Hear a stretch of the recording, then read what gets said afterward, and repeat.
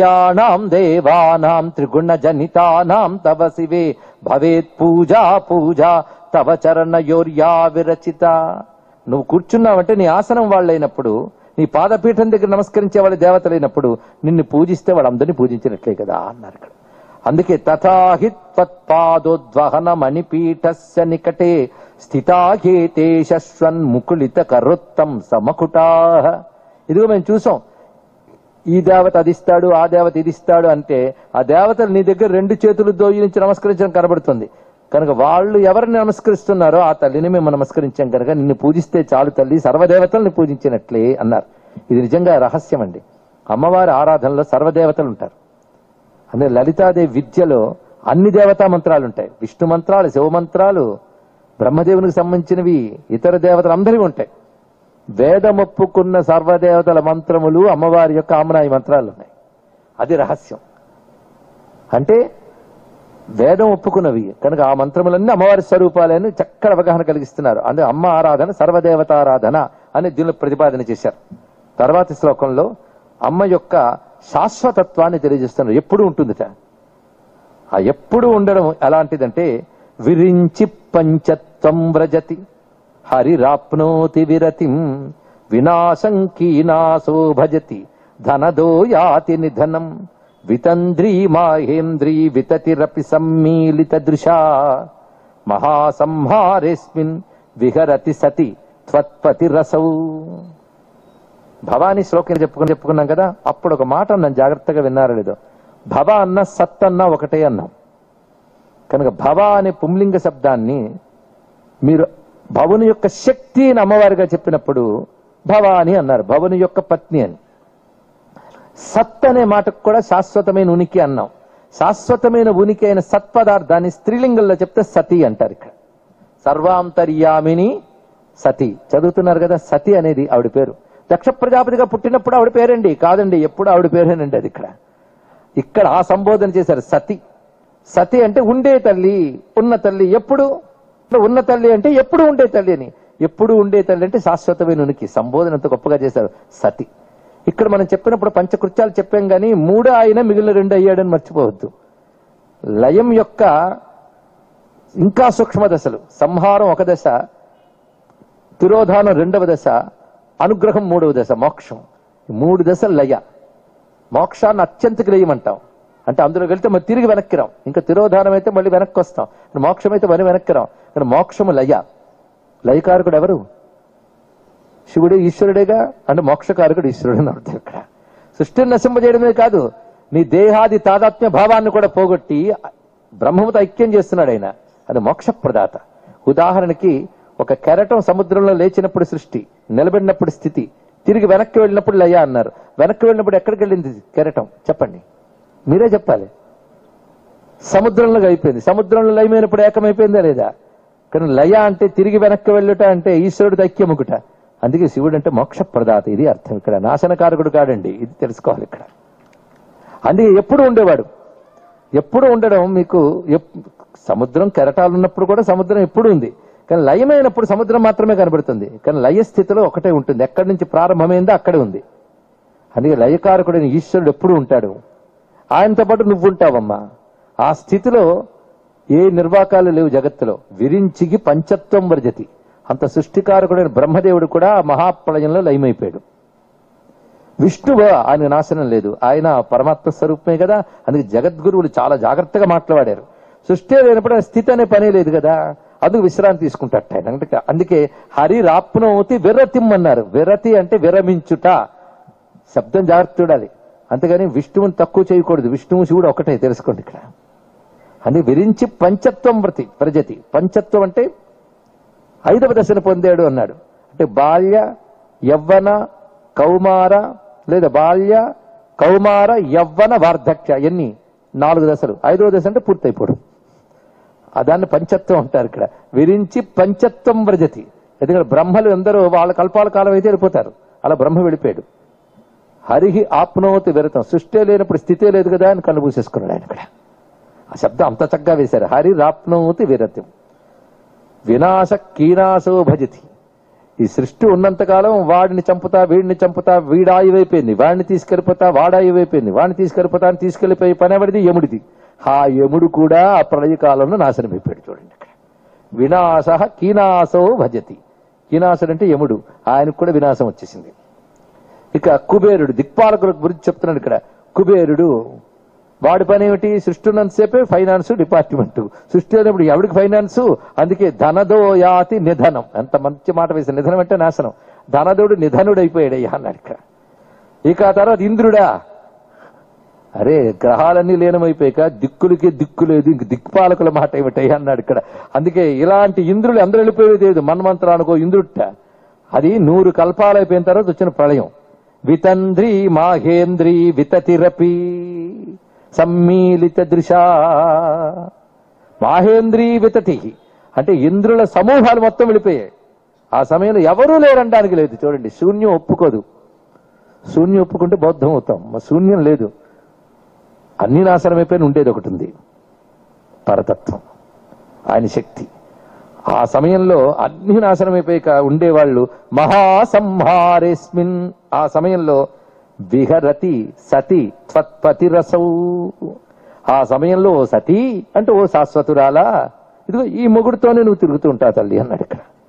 అసౌ పతి, ఆ మాట అన్నప్పుడు అసౌ అంటే ఇదిగో, ఇదిగో అంటే ఆవిడ్ని చూపిస్తూ ఆయనలో ఆవిడలో ఆయన చూపించాడు ఇక్కడ. ఇదిగో ఈయనతో పాటు మహాసంహారంలో కూడా నువ్వు ఉంటావు. అదే మహాసంహారంలో ఆయన అన్ని లయం చేసిన అనంతరం డాన్స్ చేస్తాడట. డాన్స్ చేయాలన్నా చూసి బాగుందనే వాళ్ళు ఒకడైనా ఉండాలి కదండి. అన్ని లయం చేసి ఎవడు చూసి చప్పట్లు కొడతాడు? అప్పుడు సైలెంట్ కూర్చోవచ్చు. ఆవిడందుకే నేను చప్పట్లు కొడతాను, డాన్స్ చేయండి ఇక్కడ, నీకోసం నాట్యం చేస్తున్నా అన్నాడు ఇక్కడ. అదే మహేశ్వర మహాకల్ప మహాతాండవ సాక్షిని. ఆవిడ చూస్తావు, నువ్వు చూస్తే అంత డాన్స్ అయినా చేస్తానంటాడు అక్కడ. అంత అందమైన మాట. అంటే ప్రళయకాలంలో కూడా నాశనం లేకుండా ఉండేది ఆ శివశక్తి మాత్రమే. పరమేశ్వరుడు, పరమేశ్వర శక్తి, ఇది తెలుసుకోండి. వాళ్ళు శాశ్వతులు. ఎంత గొప్ప దంపతులండి వాళ్ళు. అంత అందమైన భావాన్ని ఈ శ్లోకంలో చెప్తూ 27వ శ్లోకం పారాయణ చేయదగ్గది. ఒక పూట కాదు, అనుక్షణం పారాయణ చేయాలి. ఇది ఒక్కటి పట్టుకుంటే ఇదే శ్రీ విద్య, ఇదే బ్రహ్మ విద్య, ఇదే అసలు సాధనం. ఉత్తమమైన శ్లోకాల్లో ఇదొకటి. ఇందాక చెప్పిన అహం బ్రహ్మాస్మి స్థితిని ఇవ్వగలిగిన శ్లోకం ఇది. జపో జల్ప శిల్పం సకలమపి ముద్రాభిరచన గతి ప్రాదక్షిణ్య క్రమణమశనాద్యాహుతి విధి ప్రణామ సంవేశ సుఖమఖిలమాత్మాత్మన దృశా సపర్యాపర్యాయస్తవ భవతు యన్మే విలసితం. అదేమిటో భక్తులందరూ మాట ఒకటే, నిత్య పూజ చేయన్నాడు. నిత్య పూజ అంటే ప్రతిరోజు పూజ, అనుక్షణం పూజ. అనుక్షణం పూజ చేస్తే ఎవడుంటాడండి? వ్యవహారాలు వెళ్తే మా ఆయన ఆఫీస్కి మప్పద్దా, నేను వంట వండద్దా? అరే బాబు, ఏ పని చేసినా ఈశ్వర పూజ అనుకో, అప్పుడు నిత్య పూజ అవుతుంది అన్నాడు.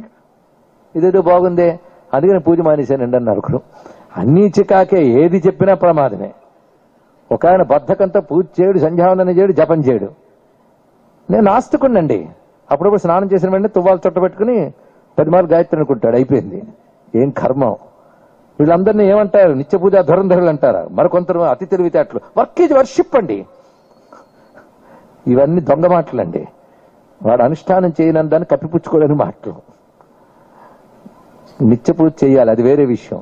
కానీ భక్తి యొక్క పరాకాష్ఠ దశ చెప్తున్నారు ఇక్కడ. ఇది కేవలం తాత్విక జ్ఞానమే కాదు, ఉత్కృష్ట భక్తి కూడా. తాత్విక జ్ఞానం ఉత్కృష్ట దశ ఎలా ఉంటుందో భక్తులు ఉత్కృష్ట దశ కూడా ఒకేలా ఉంటాయి. రెండు కలిపి ఒకటే. ఇది తెలుసుకోండి ఇక్కడ. రెండు ఒకటే. బ్రహ్మజ్ఞానానికి పరాభక్తికి ఏం భేదం లేదు. ఈ మాట ఉద్ధవ గీతలో కృష్ణుడు చెప్పాడు. అవి చెప్పాలంటే అది పెద్ద ఉపన్యాసం. కానీ ఉత్కృష్ట భక్తి యొక్క స్థితిని వర్ణిస్తున్నారు ఇక్కడ. అమ్మా, నేనేది వాగినా అది నీ జపమే.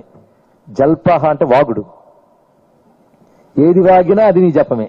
జపం అంటే ఏదో 4 అక్షరాలు మంత్రమో తీసుకుని అనడమే కదా. నేనేది వాగినా అది నీ జపమే. జపో జల్పహ. అలాగే పూజల ముద్రలు వేస్తారు, ఎప్పుడైనా చూసారో లేదు. ప్రతి దేవతా ఆరాధనలో ముద్రలు ఉంటాయండి. ముద్రలు అంటే ఆ దేవతారాధనకి సంబంధించినటువంటి ముద్రలు ఉంటాయి. ఏ దేవతకి ఆ దేవత. గణపతి ముద్రలు ఒకటి ఉంటాయి, దంత, పాశ, ఈ ముద్రలు. విష్ణు పూజలో కూడా చక్రము, శంఖం ఇత్యాది ముద్రలు పడి చూపిస్తారు. శివ పూజలో కూడా ముద్రలు ఉన్నాయి. అమ్మ పూజలో 10 ముద్రలు ఉన్నాయి. ముద్రలు అంటే చేతితో చూపించేవి రకరకాల ముద్రలు. అవేమిటంటే సభల్లో నేను ప్రదర్శన చేయను ఉంటాయి. 10 ముద్రలు ఉన్నాయి అమ్మవారికి. సర్వసంక్షోభణి, సర్వద్రావణి ఇత్యాది దశముద్రలు ఉంటాయి. ఈ దశముద్రలు అమ్మవారిని ముందు చూపిస్తారు. అంటే ఏంటి? చేతి కదలికలే కదా. కనుక 10 ముద్రలు చేత్తో నేర్చుకుని పూజించడం ఉంది. కానీ నేను ఏ చెయ్యి ఎలా కదిపినా అది నీ ముద్రనేమ్మా అన్నాడు. ఇక్కడ నేను ఏది బాగినా నీ జపమే, నా చేతి కదలికలన్నీ నీ ముద్రలే. ప్రదక్షిణలు అంటే ఏమిటి? ఏదో అమ్మవారి ఆలయం చుట్టూనో లేదా సిరిచక్రం చుట్టూనో తిరగడం. నా అడుగులన్నీ నీకు ప్రదక్షిణలే. గతి ప్రాదక్షిణ్యక్రమణం. ఇక నైవేద్యాలు, నైవేద్యం జాగ్రత్తగా వండుతానండి మడిగా. తర్వాత టైం ఉండదు కనుక అన్నం పెట్టేసి నైవేద్యం పెట్టేస్తాను, తర్వాత అన్ని వండుకు తింటానండి. అది నైవేద్యం పెట్టానండి, మంచిది. పోనీ ఏదో ఒకటి పెడుతున్నారు అసలు లేకుండా, సంతోషం. అది కాదు, నా కడుపులో ఏది వేసినా అది నీకు నేను ఇచ్చే ఆహుతేనమ్మా అన్నాడు. అశనాద్యాహుతి విధి. ఆహా. మరి నమస్కారం అంటే దండాలు పెట్టడం ఇవన్నీ ఉంటాయి కదా, సాష్టాంగ దండ ప్రణామం, పొర్లు దండాలు చాలా నేర్చుంటారు. అమ్మ ప్రణామ సంవేశ, నేను ఎలా ఉన్నా నీకు నమస్కారమే అంటే నేను పడుకున్నా నీకు పొర్లు దండాలు పెట్టినట్టే. ప్రణామ సంవేశ. అంతేకాదు, నేను నా శరీరానికి ఏ సుఖాన్ని అనుభవిస్తున్నానో అవన్నీ నీకు సమర్పించే పూజలే. సుఖమఖిలం ప్రణామ సంవేశ సుఖమఖిలం సపర్యాపర్యాయ, అవన్నీ సపర్యలే. నేను చేసే ప్రతి పని పూజ, నేను అనుభవించే ప్రతిదీ నీకు అర్పణమే. ఎవరికి? తప్పించుకునే వాళ్ళ కోసం కాదు, ఆత్మార్పణ దృశ. అక్కడుంది మాట అంతా.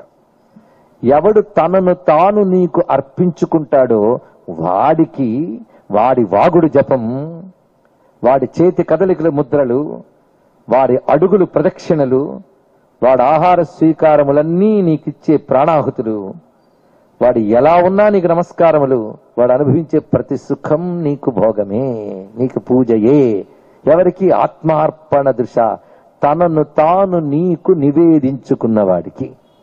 నవవిధ భక్తుని గురించి విన్నారు మీరు ఎప్పుడైనా? శ్రవణం మననం కీర్తనం, శ్రవణం కీర్తనం విష్ణు స్మరణం పాదసేవనం వందనం తాత్మదాస్యంచ సక్షమాత్మ నివేదనం. అక్కడ చెప్పాడు. ఇక్కడ చిట్ట చివరికి 10వది ఆత్మనివేదనం. తాననేది ఇంకా లేదు.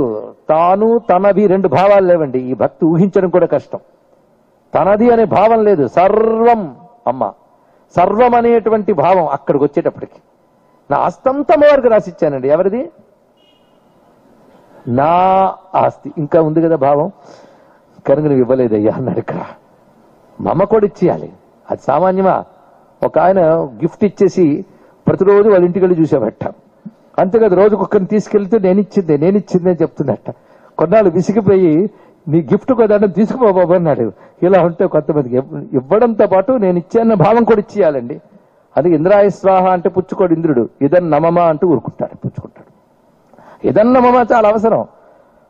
ఆత్మార్పణ దృశ మాట ఎంత గొప్ప మాట అండి. ఎప్పుడుకొస్తుందో ఆ భక్తి. అసలు తనను తాను అర్పించేసుకోవడం. పొసెసివ్నెస్ ఇంకా లేదు. అన్ని విడిచిపెట్టాలి, అన్ని అహంలు విడిచిపెట్టాలి, అభిమానములు. నేను ఫలానా, నా వర్ణం ఫలానా, నా జెండర్ ఫలానా, నా పదవి ఫలానా, నేను పండితుణ్ణి, నేను మూర్ఖుణ్ణి, 2 విడిచిపెట్టి. నేను బ్రాహ్మణ్ణి కాను, 2 విడిచిపెట్టి.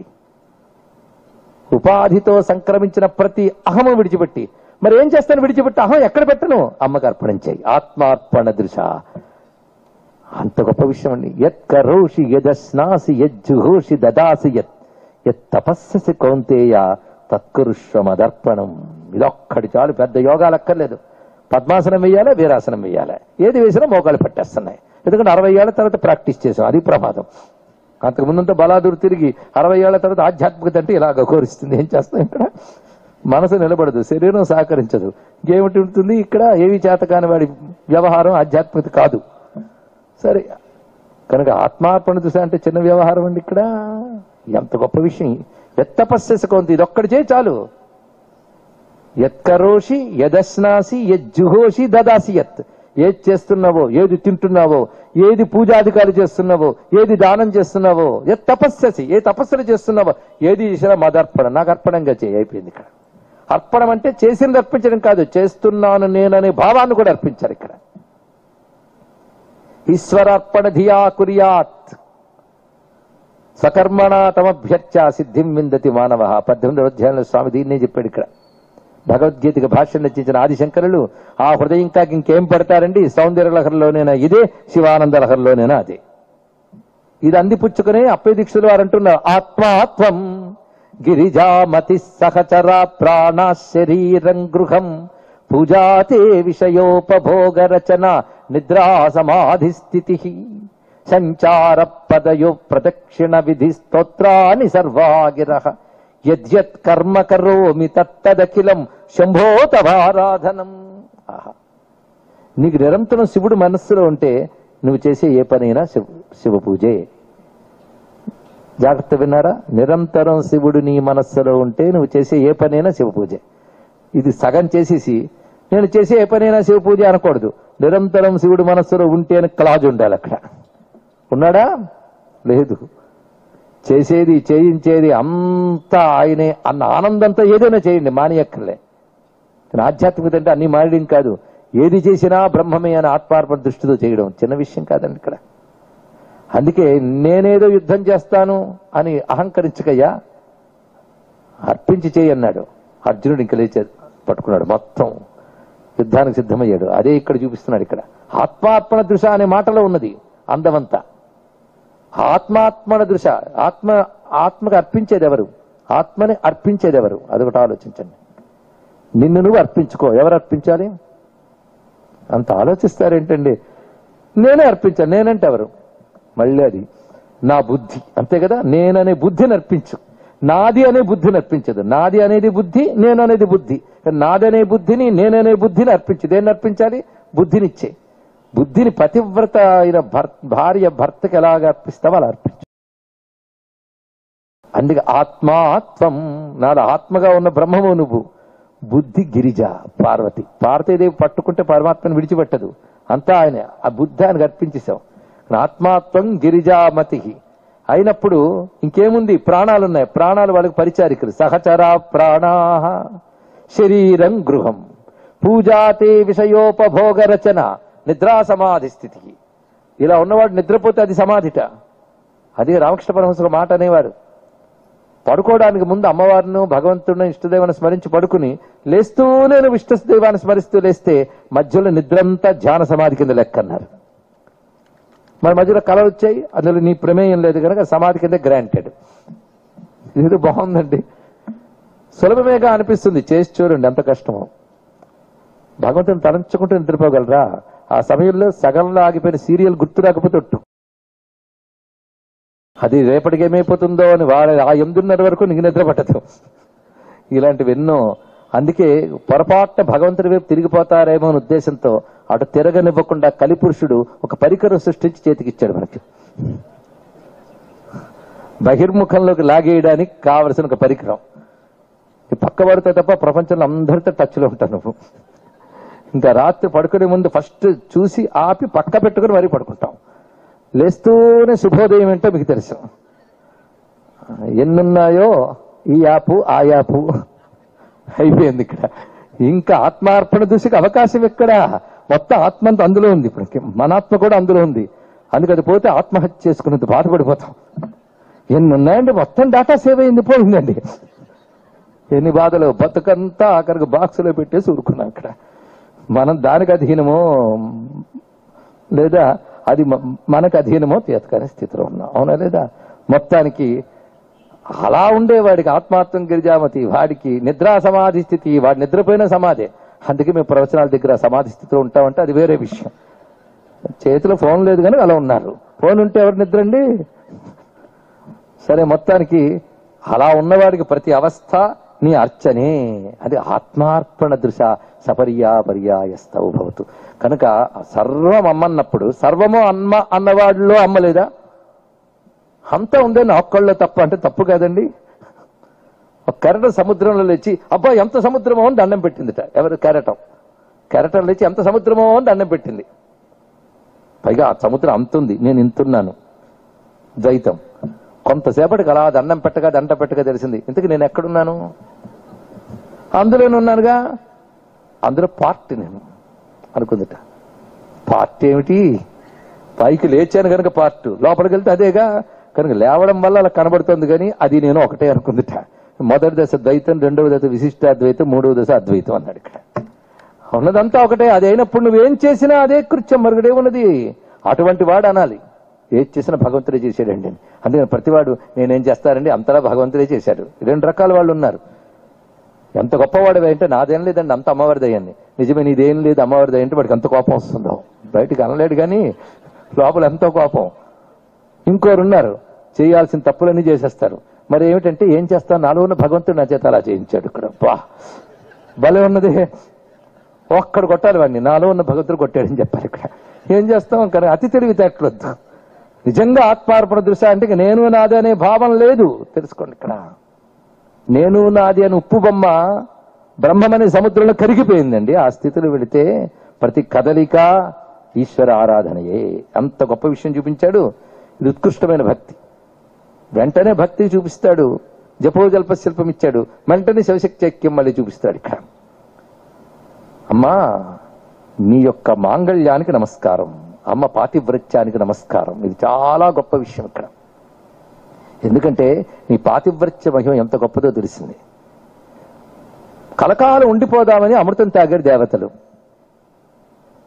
కలకాలం ఉన్నారా? లాంగివిటీ పెరిగింది కానీ వాళ్ళకి పెర్మనెంట్ గా ఉండడం లేదు. అంటే ఆయువు పొడిగింపబడింది కానీ శాశ్వతత్వం లేదు. సుధామప్యాస్వాద్య ప్రతిభయ జరా మృత్యుహరిణీం విపద్యంతే విశ్వే విధిశతమఖాద్యాది విశదః కరాళం యక్షేళం కబళితవత కాలకలనాన శంభోః తన్మూలం తవ జనని తాటంక మహిమా. హిస్టరీ ఒక్కసారి చూస్తే అమృతం తాగిన వాళ్ళు లైఫ్ ఎలా ఉందో చూద్దాం. సుధామప్యాస్వాద్య అమృతాన్ని తాగారు. అమృతం ఎలాంటిదంటే ప్రతిభయ జరా మృత్యుహరిణి. అది ముసలితనం మృత్యువు లేకుండా చేస్తుంది. ఏది? అమృతం. అందుకే అమృతం కావాలని తహతహతో సంపాదించుకుని తాగారు. ఎవరు? దేవతలు. కానీ వాళ్ళు విపద్యంతే విశ్వే. ఈ సమస్తమైన దేవతలు కూడా ఎవరు? విధి శతమఖాద్యాది విశదః. బ్రహ్మేంద్రాది దేవతలందరూ కూడాను అంత అమృతం తాగినప్పటికీ కూడా అందరూ నశించిపోయారు ప్రళయకాలంలో. అమృతం ముట్టుకోని వాడు ఒక ఆయన ఉన్నాడు. అమృతం ముట్టుకోలేదు సరి కదా, విషం తాగాడు. ఇంకా ఘోరం చూడండి ఇక్కడ. Sun Life multi speciality hospital ప్రజలకు నిరంతర వైద్య సేవలు అందిస్తున్న hospital. Diabetology, stem cell physician లో ఇండియాలోనే మొదటి డాక్టర్ గా పేరుగాంచిన డాక్టర్ విజయ్ భాస్కర్ గారు అత్యాధునిక విజ్ఞాన పరిజ్ఞానంతో అంతర్జాతీయ ప్రమాణాలతో సామాన్యులకు సైతం అందుబాటులోకి తెచ్చారు Sun Life multi speciality hospital ను. అనుభవజ్ఞులైన వైద్యులతో అన్ని రకాల వైద్య సేవలు, ఆపరేషన్స్, సర్జికల్ ఎమర్జెన్సీలు, ప్లాస్టిక్ సర్జరీలు, చికిత్స అందించనున్నారు. 24 గంటలు అందుబాటులో ఫార్మసీ మరియు అంబులెన్స్ సౌకర్యం కలదు. సంప్రదించండి Sun Life multi speciality hospital, Dammaiguda. Contact number 8121678234 9700971100.